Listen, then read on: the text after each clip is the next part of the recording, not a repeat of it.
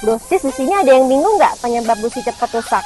Padahal udah diganti, tapi kok rusak lagi? Nah, kita udah sampai di bengkel nih Brosis. Yuk kita tanya ahlinya. Ada dua penyebab utama busi cepat rusak.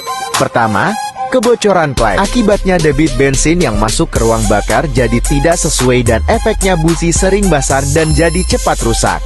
Kedua, ring piston lemah berakibat oleh mesin. Bisa masuk ke ruang bakar mengenai busi.